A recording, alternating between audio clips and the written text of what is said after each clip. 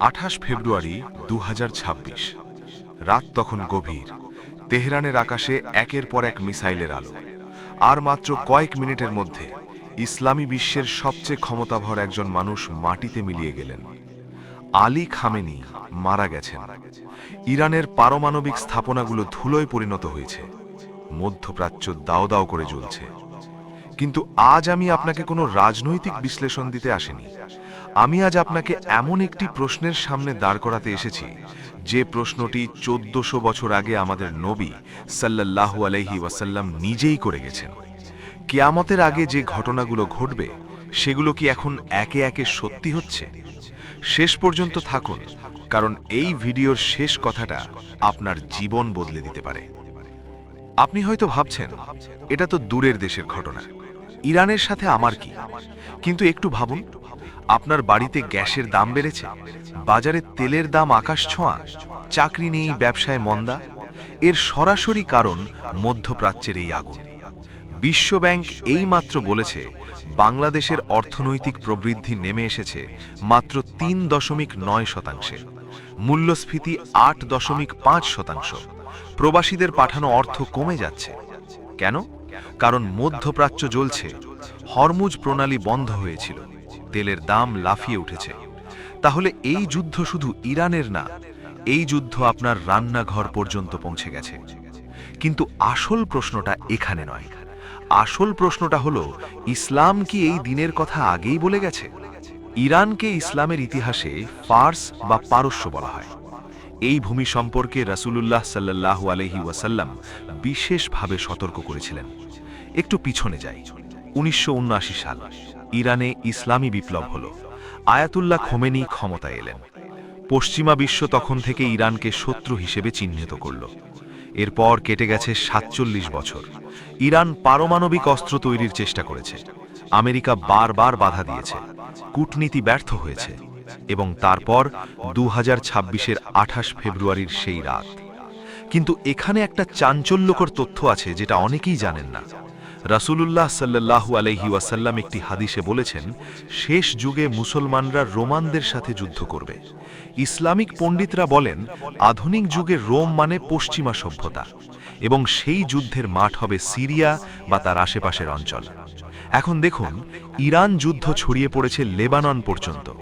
Hezbollah ধ্বংস হয়েছে। Syria ইতোমধ্যে তছনছ। কাকতালীয়, নাকি এটাই সেই পথ যার কথা বলা হয়েছিল? আলামতের তালিকা।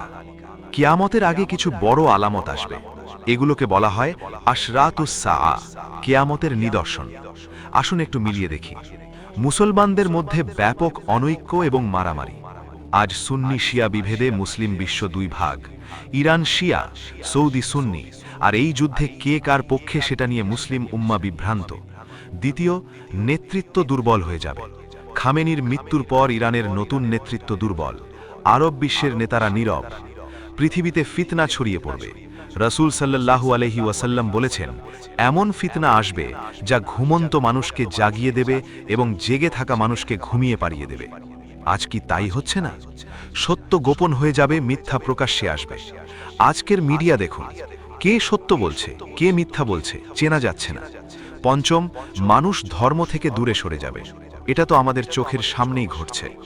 এই 5টা আলামতের কথা রাসূল সাল্লাল্লাহু আলাইহি ওয়াসাল্লাম বলেছিলেন, এবং এই মুহূর্তে 5টাই একসাথে দেখা যাচ্ছে।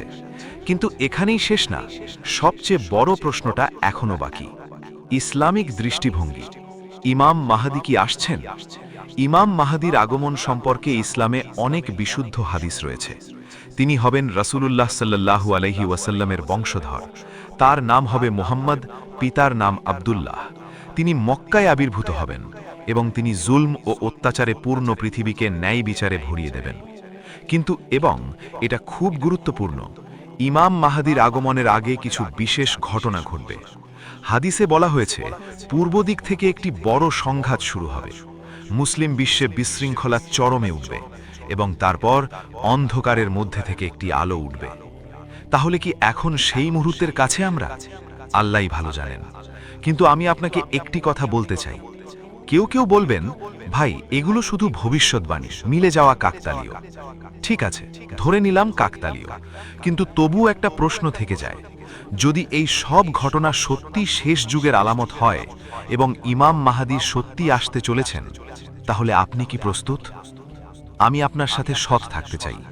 এই ভিডিও বানাতে গিয়ে আমি নিজেই থমকে গেছি, কারণ আমি যখন হাদিসের কিতাব খুলে বসলাম আর পাশে ফোনে রাখলাম আজকের খবর, মিলে যাওয়ার সংখ্যাটা অস্বস্তিকর।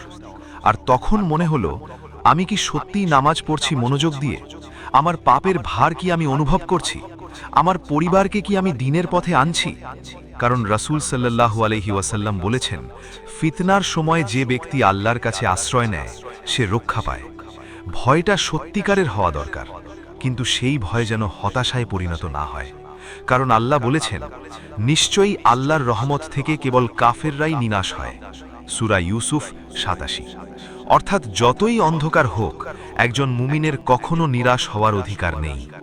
ইতিহাস প্রতিটি অন্ধকার যুগের পরে আলো এনেছে। বদরের যুদ্ধে মুসলমান ছিল মাত্র ৩১৩ জন, আর শত্রু ছিল ১,০০০। তবুও আল্লাহ জয় দিয়েছিলেন।